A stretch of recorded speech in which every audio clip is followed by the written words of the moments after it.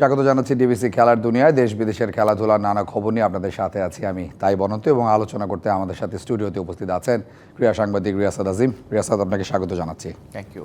BCB নির্বাচন হবে কিনা সেটা একটা বড় প্রশ্ন বটে, আর তা নিয়ে কথা বলতে আমাদের সাথে যুক্ত আছেন রিয়াসাদ আজিম। রিয়াসাদ, শুভ সকাল আপনাকে, এবং স্টুডিওতে পেয়ে আমরা অবশ্যই ধন্য।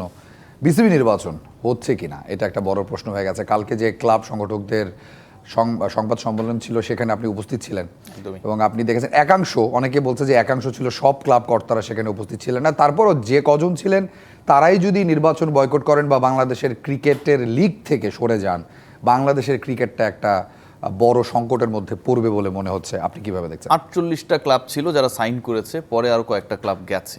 সো আপনার ইলেকশনে এখন পর্যন্ত নাম্বার অফ ক্লাবস মানে 15টা ধরলে হচ্ছে 76, 15টা বাদ দিলে হচ্ছে 61। সো আপনার যদি 53-54টা ক্লাব যদি এই 61 বা 76-এর মধ্যে ওখানটায় উপস্থিত থাকে, নাম্বার ওয়ান। নাম্বার টু হচ্ছে যারা ইলেকশনে অংশগ্রহণ করছে সেই ক্লাবগুলোর মধ্যে কিন্তু প্রাইম ব্যাংক নেই, আবাহনী নেই, মোহামেডান নেই, আপনার কি বলে লিজেন্ডস অফ রূপগঞ্জ নেই। হ্যাঁ, এই বড় বড় ক্লাবগুলো যারা আসলে প্রিমিয়ার লিগের বিভিন্ন সময়ে চ্যাম্পিয়ন ক্লাব, সেই ক্লাবগুলো কিন্তু নেই, ইলেকশনে অংশগ্রহণকারী হিসেবে নেই। সো যেহেতু তারা নেই, তার মানে তো তারা বিক্ষুব্ধ পক্ষ। এরাই লিগ চালায়। লিগ যে চলে এটা কিন্তু ক্রিকেট বোর্ডের টাকায় চলে না, এটা হচ্ছে গাটের পয়সা খরচ করেন বিভিন্ন ক্লাবের যে সংগঠকরা রয়েছেন তারা যদি স্বীকৃতি না পান, তারা যদি ইলেকশন নিয়ে হ্যাপি না থাকেন, তাহলে তারা কি কারণে লিগ চালাবে? মানে সব কিছুর তো একটা ব্যাপার থাকে যে আপনি একটা জায়গায় ইনভাইটেড হয়েছেন, আপনাকে দাওয়াত দেওয়ার পর দারোয়ান দরজা খুলে দিতেছে না, আপনি কিন্তু ওই বাসায় যাবেন না ভাই। সো আপনি যখন একটা জায়গায় গিয়ে আপনার রোল প্লে করবেন, আপনি একটা জায়গায় গিয়ে পার্টিসিপেট করছেন, কন্ট্রিবিউট করছেন, প্লেয়ারদের বেতন দিচ্ছেন, খেলাকে মাঠে রাখছেন, কিন্তু বিসিবিতে আপনার ঠাঁই নাই, আপনি কি কারণে ওখানটায় যাবেন? রিয়াসাত, আমি এখান থেকে সম্পর্ক প্রশ্নটা করতে যে বিসিবিতে ঠাঁই নাই বলছেন, আসলে বিভেদের দেয়ালটা কোথায়? মানে এখানে তামিম ইকবাল ছিলেন, তিনিও নির্বাচন বয়কট করে চলে গেছেন। সো এখন ক্লাব সংগঠকরাও খেলতে চাচ্ছেন না। ক্যাটাগরি বিতে সমস্যা কি? না, ক্যাটাগরি বি না, ওরা কিন্তু গতকালকে 4-5টার মতো পয়েন্টস বলেছে, যার মধ্যে কয়েকটা পয়েন্ট রয়েছে। আপনি দেখেন, আপনাদের টেলিভিশনে হয়তো এই নিউজটা হয়েছে যে Hasibul Alam is a councillor from Rajshahi division, এবং তিনি হচ্ছে ইলেকশনে একজন প্রার্থী। তিনি বলছেন যে তার যে কাউন্সিলররা অন্য জেলাগুলো যেগুলো রাজশাহী বিভাগকে প্রতিনিধিত্ব করে তাদের সাথে তিনি রিচ আউট করতে পারছেন না। আরেকজন প্রার্থী হচ্ছে ওই বিভাগের অন্য জেলার কাউন্সিলরদেরকে হচ্ছে আটকে রেখেছে। মানে খুবই অদ্ভুত ব্যাপার, কিন্তু তাদেরকে রিচ আউট করতে পারছেন না, এবং যেই হোটেলে আটকে রেখেছে সেখানটাও তিনি গেছেন, খোঁজ নিয়ে জেনেছেন যে ঘটনা সত্য। বিসিবিতে গতকাল সংবাদ সম্মেলন করেছেন। এখন এরকম যদি ঘটনা হয় যে ভোটার তাকে আপনি আটকায় রাখলেন, মানে একটা সময় আমরা দেখেছিলাম যে ভোটারদের ইলেকশন কেন্দ্রে যাওয়ার দরকার নেই, আর এখন হচ্ছে ভোটারদেরকে ইলেকশন আপনি পোস্টালে দিয়ে দিবেন, ইমেইলে দিয়ে দিবেন, আটকে আপনি ঘরের মধ্যে যা খুশি করেন, আমোদ প্রমোদ করেন, ভোটটা ভাই দিয়ে দিন আমারই। সো এই যে ব্যাপারগুলো, এটা তো আপনার আমার দাবি না, এটা কিন্তু এমন না যে আমরা কারো পক্ষে কারো বিপক্ষে বলছি। এই কথাগুলো আসছে কিন্তু যারা নির্বাচনে অংশগ্রহণ করছে তাদের দিক থেকে। এখন হাসিবুল আলম তো ক্যাটাগরি বি না, তিনি তো ক্যাটাগরি এ থেকে এসেছেন। ক্লাব সংগঠকদের বাইরেও নির্বাচনে অনেক ইস্যুস রয়ে গেছে। হ্যাঁ, মানে ক্লাব সংগঠকদের ইস্যুটা কেন বড় হচ্ছে অনন্ত? কারণ তারা তো ঢাকা বেসড, ঢাকার 12টা ডিরেক্টরশিপ রয়েছে ঢাকার ক্লাবগুলোর উপর ভিত্তি করে, রাইট? সো আপনার আমার কাভারেজটা, আপনার আমার রিচেবিলিটি কিন্তু ঢাকা কেন্দ্রিক বেশি। আপনার জন্য কিন্তু difficult to travel to Rangpur and Rajshahi, what is the situation সেটা বোঝার জন্য আপনার আমার জন্য রিচেবল যারা, সেটা হচ্ছে ঢাকার ক্লাব সংগঠকরা, যে কারণে তাদেরকে নিয়ে আলোচনাটা বেশি হয়। এবং এটাকে এমনভাবে দেখানোর চেষ্টা করা হচ্ছে যে সব প্রবলেম হচ্ছে ক্যাটাগরি বিতে, নট লাইক না। এবং আপনার কথা ধরে আসি, কালকের যে ক্যাটাগরি সি থেকেও কিন্তু সিরাজউদ্দিন আলমগীর প্রত্যাহার করেছে, আরো একজন, 3 জনের মধ্যে একজন সরে গেছেন। কালকের যে এই সংবাদ সম্মেলন, কিছুক্ষণ আগে আমরা প্রতিবেদন দেখছিলাম, 3 দফা দাবি রয়েছে ক্লাব সংগঠকদের। প্রথম দফাটা হচ্ছে নির্বাচন পেছাতে হবে, এবং আমরা ডিবিসি নিউজ আমরা কথা বলেছি ক্রীড়া উপদেষ্টা আসিফ মাহমুদের সাথে, যে আমি কথা বলেছি, সেখানে তিনি বলেছেন নির্বাচন পেছালে যে জিনিসটা যেভাবে ঘোলাটে হবে সেতে বিসিবির অস্তিত্ব সংকটে পড়ে যেতে পারে। এই দুপক্ষের বক্তব্যের পরে আপনি আসলে কিভাবে দেখেন বিসিবি নির্বাচন পেছানোর সুযোগটা কতটুকু? মানে সবচেয়ে বড় ব্যাপার কি, মানে আপনি যদি চান সবকিছুই সম্ভব। বাংলাদেশে ধরেন একটা সময়ে কি হলো যে সংবিধান সংশোধন করে কোনো ইন্টারিম গভর্নমেন্ট কখনো আসবে না, যিনি সরকারের প্রধান নির্বাহী থাকবেন তার আন্ডারে ইলেকশন হইতে হবে, ছিল না? ছিল তো। এখন বাংলাদেশ কিভাবে চলছে? সো অনেক ক্ষেত্রে হয় কি যে কিছু কিছু সময়ের পরিপ্রেক্ষিতে এমন কিছু ডিমান্ড তৈরি হয়, জিনিসটাকে ভালো করার জন্য প্রয়োজন হয়। আসিফ মাহমুদ সজীব ভাইয়েরা যে দায়িত্বে আছেন, বাংলাদেশকে তো রিঅর্গানাইজ করার জন্য সেই দায়িত্বে তারা এসছেন, এবং এখানে কিন্তু সাংবিধানিক যে বাধ্যবাধকতা সেটা কিন্তু তাকানো হয়নি, পরের গভর্নমেন্ট আসলে সেটা এখন যে যা ঘটছে সেটাকে হচ্ছে তারা একসেপ্ট করে নেবে, ব্যাপারটা এরকম। এখন প্রশ্নের জায়গা যেটা, ধরেন আপনার ক্রিকেট বোর্ডে আসিফ মাহমুদ যেটা বলেছেন যে আরো সংকট বাড়তে পারে, আমি একসেপ্ট করি যে সংকট বাড়তে পারে, ইলেকশন কবে হবে এটা নিয়ে অনিশ্চয়তা তৈরি হতে পারে, এখনকার থেকেও বাজে সিচুয়েশন হইতে পারে, আমরা তো জানি না ফিউচারে কি ঘটবে, কিন্তু এখনকার সিচুয়েশন যদি আমি মেনে নেই, যেই কাউন্সিলর তার বিভাগের অন্য কাউন্সিলরদেরকে বিভিন্ন ব্যবস্থায় আটকায় রেখে বিসিবির ডিরেক্টর হচ্ছে, সেই লোকের কাছে বাংলাদেশ ক্রিকেট বোর্ড কতটুকু সেফ? ওইখানে তো অস্তিত্বহীনতাই রয়ে যাচ্ছে। কতটুকু সেফ? তিনি কোন চিন্তা থেকে ওখানটায় যাচ্ছেন বলেন না? নিজের স্বার্থ থেকে হয়তো। নিজের স্বার্থ থেকে যাচ্ছেন। তিনি যখন তার বিভাগের অন্যদের জিম্মি করছেন, তিনি বিসিবিকে জিম্মি করবেন না, সেটার গ্যারান্টি কে দেবে? যেই মানুষ বা যেই মানুষটাকে এখানটায় পাঠানো হচ্ছে একটা বিশাল বড় গ্রুপ থেকে, ওদের নামটা শুরু ইংলিশ অক্ষর এন দিয়ে, 10-12 হাজার কোটি টাকা লুটপাট করেছে বিভিন্ন ইসলামী ঘরানার ব্যাংকগুলো থেকে, তাদের সিস্টার কনসার্ন একটা অর্গানাইজেশন রয়েছে, সেটা তিনি সিইও। তাকে যখন এখানটায় আপনি বসাবেন, তার যে প্রতিষ্ঠান মাদার অর্গানাইজেশন, তারাই তো পুরো বাংলাদেশের ব্যাংক খাতকে ফোকলা করে দিয়েছে।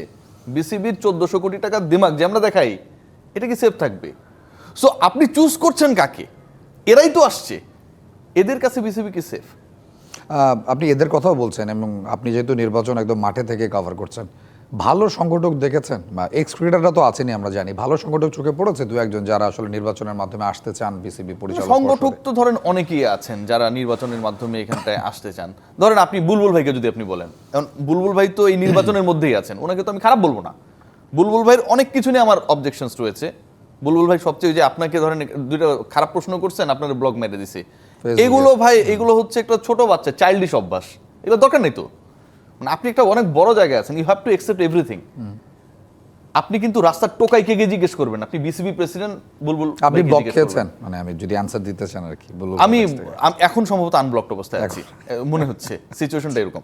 সো এই যে চাইল্ডিশ ব্যাপার স্যাপারগুলা, এগুলোই কিন্তু খারাপ। এই জিনিসগুলো বুলবুল ভাই ছাড়া, বুলবুল ভাই ইজ এন গুড অর্গানাইজার, এটা নিয়ে কোনো সমস্যা না। কিন্তু বুলবুল ভাই রানিং মেট কারা, আপনার দোস্ত কারা? দোস্ত যদি হয় হচ্ছে ওই এন গ্রুপের ওই বাটপাররা, তখন কিন্তু অনন্ত প্রবলেম। আপনার যে ব্লক করে রাখছে, যিনি জীবনেও কখনো ক্রিকেট অর্গানাইজার ছিলেন না, তিনি যখন এখানটায় ঢুকে যাবেন তখন কিন্তু সমস্যা। সো এই সমস্যাগুলোকে আপনি হ্যান্ডেল করবেন কেমন করে? আপনি যতই ভালো হন না কেন, আপনি যতই খাবার খান না কেন, বিরিয়ানি টিয়ানি সবকিছু দিয়ে দিলেন, ওখানটায় যদি আপনি মানে থাকে না ময়লা আবর্জনা যদি একটু ভর্তার মতো করে দিয়ে দেন, আপনি কিন্তু খাবারটা খেতে পারবেন না। মানে দিন শেষে আসলে সভাপতি একা তো এত বড় বোর্ড চালাতে পারবে না। মানে বোর্ড সভাপতি একা চালাবে না বলেই তো 25 জন। এখন এই 25 জনের মধ্যে আমি 2-3 জনের কথা বললাম, বাকিদের কথা কেন বলতে পারিনি জানেন? আপনি বুকে হাত দিয়ে বলেন তো, আপনি সবাই চেনেন? না, আমি চিনি না। আপনি চেনেন না? আপনি 15 বছর 16 বছর ধরে স্পোর্টস জার্নালিজম করেন, আমার 17 ইয়ার্স রানিং, আমিও চিনি না, আপনিও চেনেন না, আমার কিছু বলার নাই। 3 দফা দাবির দ্বিতীয় দফাটা যদি আপনি দেখেন, যে অ্যাডহক কমিটির মাধ্যমে আপাতত নির্বাচনটা যদি পিছিয়ে যায়, কোনো একটা কমিটি লাগবে, সেটাও তো গঠনতন্ত্র আসলে অ্যালাউ করছে না। মানে সেই জায়গাটাও একটা ডিফিকাল্টি এখন ব্যাপার কি, মানে ধরেন গঠনতন্ত্র কি অ্যালাউ করবে কি অ্যালাউ করবে না, সেটার থেকে বড় ব্যাপার হচ্ছে ইলেকশনের এই সংকটটা দূর করতে হলে এই কমিটির এক্সটেনশন দরকার অনন্ত।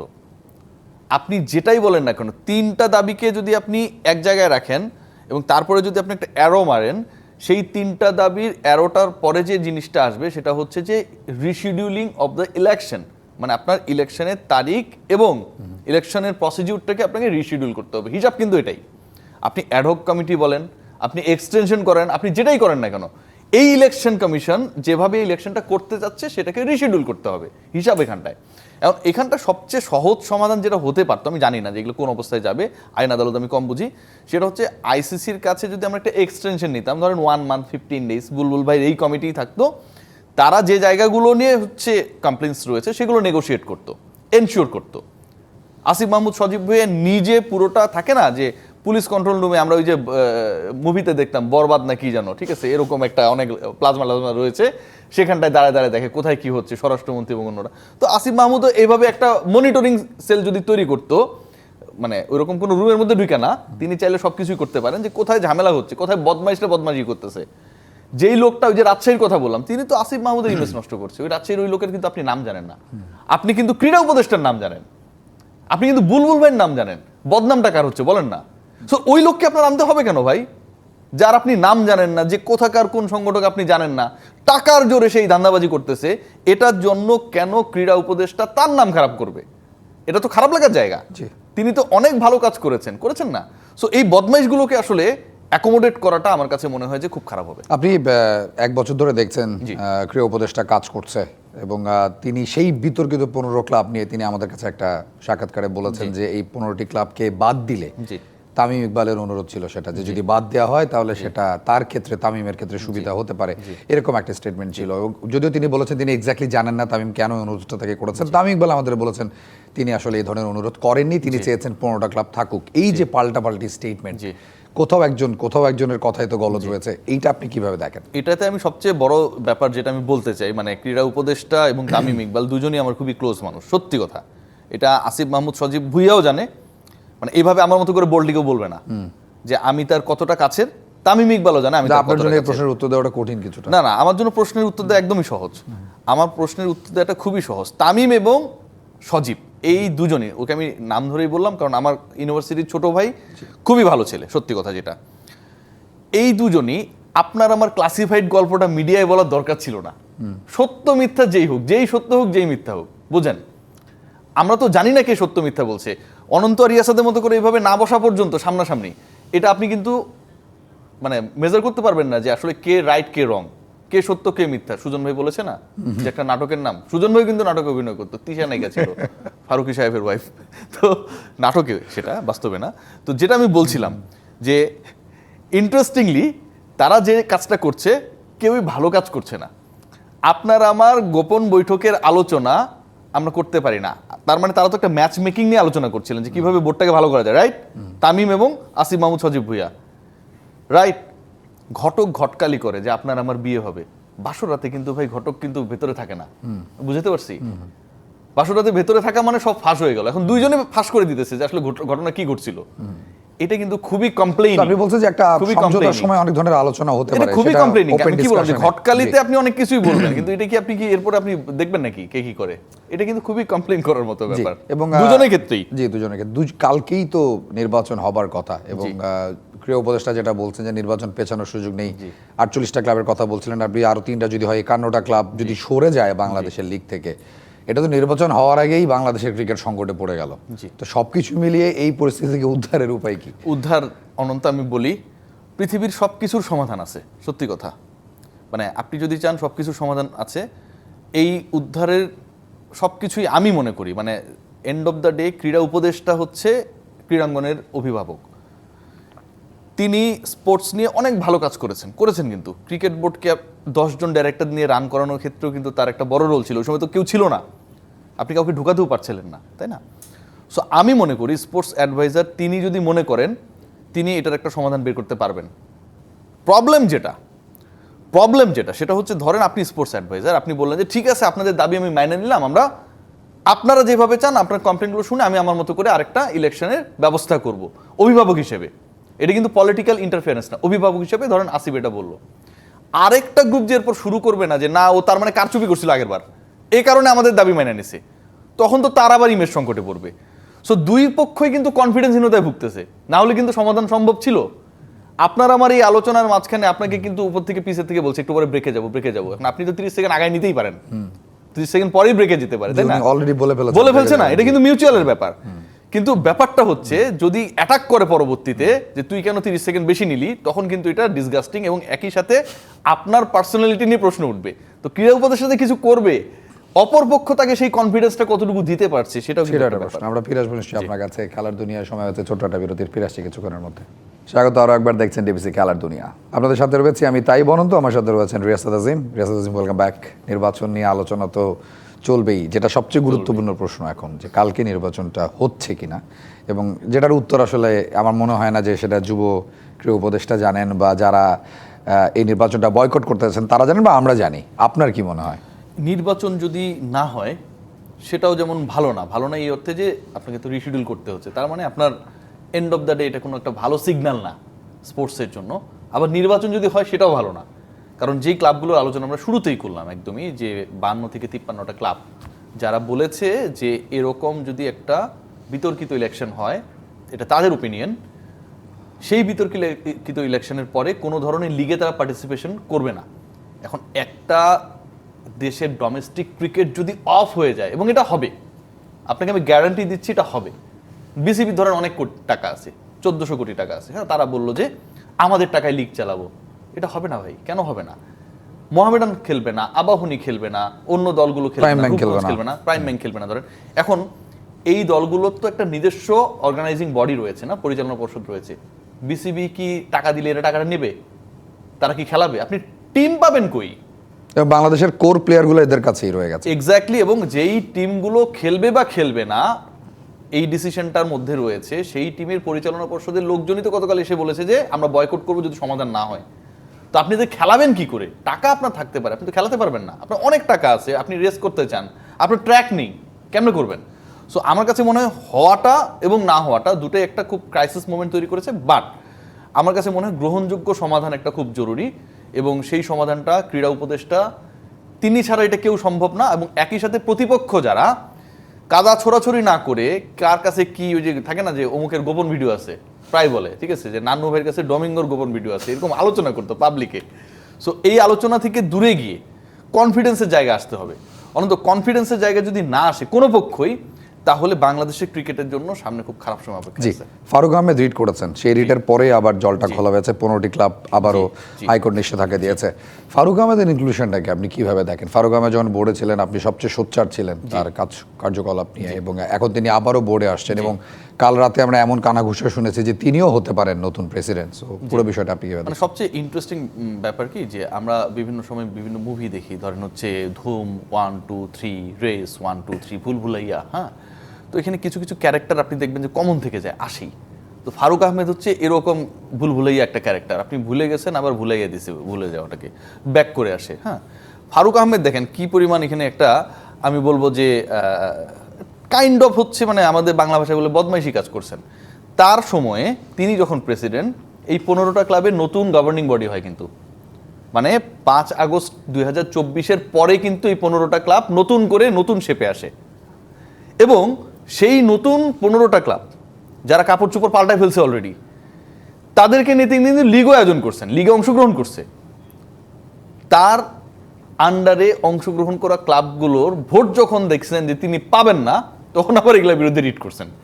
মানে আপনি বুঝতেছেন, আপনি যদি এটার বিরুদ্ধে থাকতেন তাহলে তো আপনি এদেরকে অংশগ্রহণই করতে দিতেন না। এবং আপনি তখন supreme decision maker, Bangladesh cricket বোর্ডের প্রেসিডেন্ট, আপনি প্রেসিডেন্ট থাকা অবস্থায় এদেরকে অংশগ্রহণ করতে দিচ্ছেন। আপনি বলছেন যে যখন ক্লাবগুলো তার স্বার্থে এক্স্যাক্টলি, মানে রিটটা পুরোটাই হচ্ছে ভোট পাবে কি পাবে না, ক্লাব ভালো কি খারাপ সেটা না, কিন্তু ভোট পাবে কি পাবে না সেই হিসাবে রিট হয়েছে। আমি ক্লাবকে ভালো বা খারাপ বলছি না, ধরেন ক্লাব খুবই খারাপ, তাহলে ফারুকের বিরুদ্ধে তো রিট করা উচিত, বিচার করা উচিত যে তিনি খেলতে দিলেন কেন, উচিত না বলেন? এবং তাদের তো নিজের এগেইনস্টে নিজেকে রিট করা উচিত যে আমি এটা খেলতে দিছি কেন, মহামান্য হাইকোর্ট এটার ব্যাপারে একটা রুল দেন। তারপর উনাকে ডাকলো, বিচারপতিরা জিজ্ঞেস করছে মিস্টার ফারুক আহমেদ আপনি এটা কেন করলেন? উনি তো খেলতে দিছে, ওই রিটটা কে করবে? পরের ঘটনা রিট করার আগে যে উনি আগামটা করছে সেই রিটটা করা উচিত।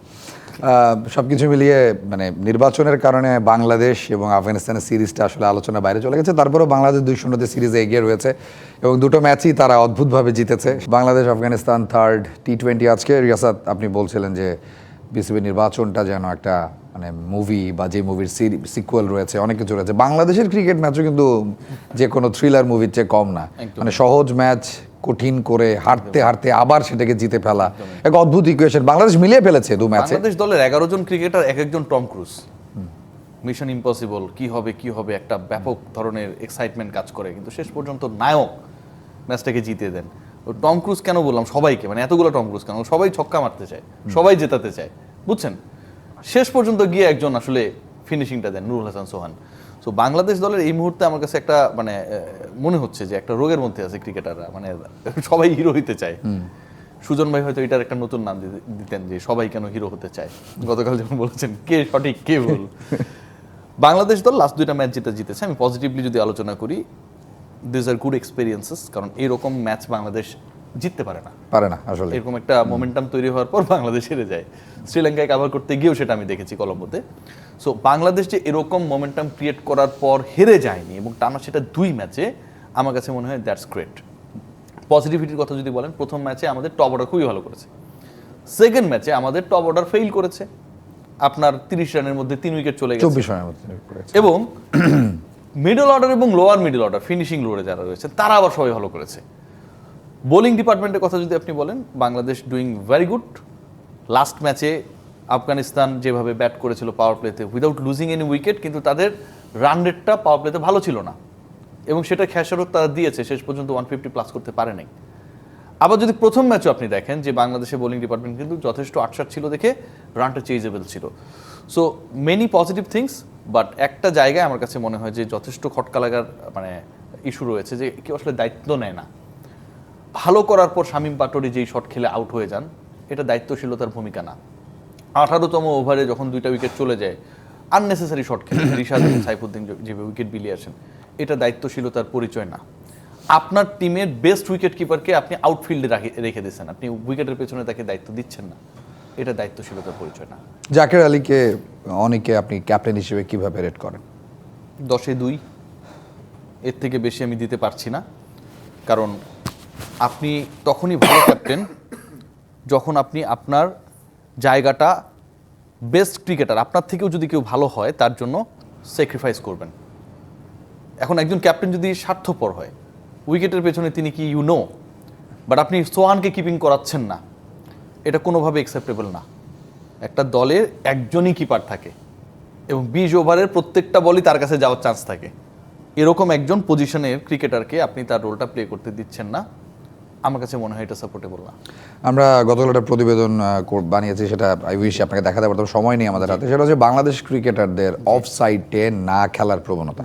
বল যেখানে থাকুক টেনে লেগে মারবেন, এবং সেটা আপনি ইনফ্যাক্ট আমি যদি সেকেন্ড টি20টা দেখি, একটা মাত্র শট শামীম পাটোয়ারি যেটা তিনি কাভার দিয়ে মেরেছেন, আদার দ্যান দ্যাট সবই অন সাইডে টেনে মারা হয়েছে, অথবা স্ট্রেইটের অনটা ঘেসে মিড অনটা ঘেসে বল বেরিয়ে গেছে, অথবা রিভার্স সুইপ করেছে। তো কি এটা কি সমস্যা, মানে অফেও কি দেখে না বাংলাদেশের ক্রিকেটাররা?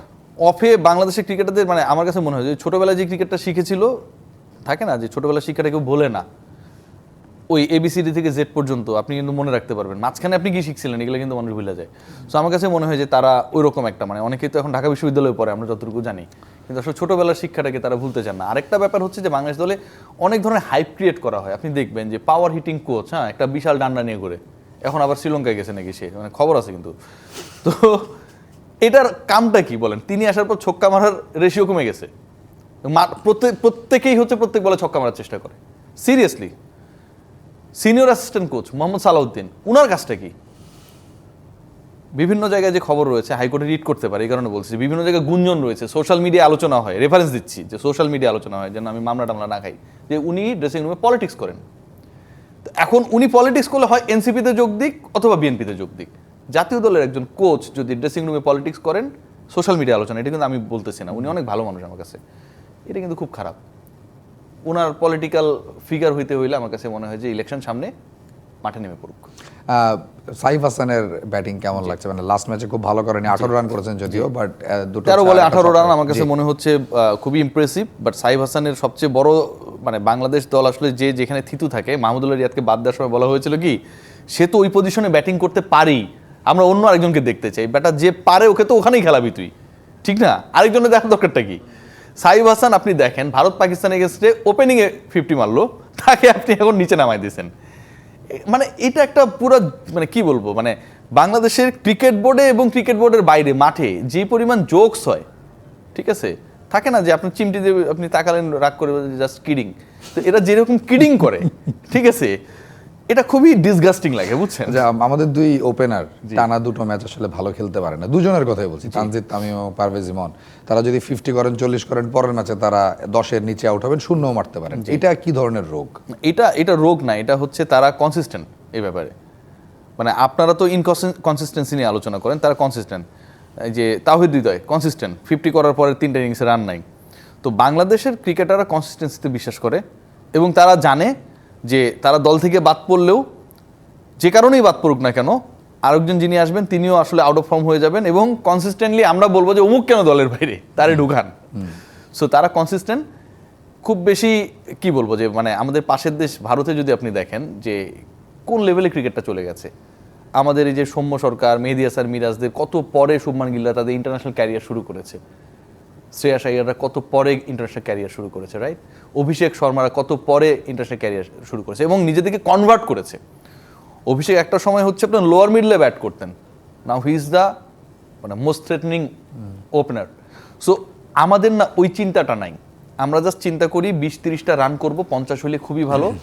ম্যাচ ফি একটা বড় অ্যামাউন্ট, আমরা একটা ম্যাচ খেলি 3.5-4 লাখ টাকা, টেস্ট খেললে 8 লাখ টাকা কোনো পাওয়া মতে যায়। পরের ম্যাচটা কনফার্ম কোনো ম্যাচে পরের ম্যাচটা করবো। আর যেহেতু আমরা হচ্ছে দুবাইতে আছি, যত তাড়াতাড়ি শেষ করতে পারবো তত তাড়াতাড়ি কিছু গোল্ড কিনতে পারবো।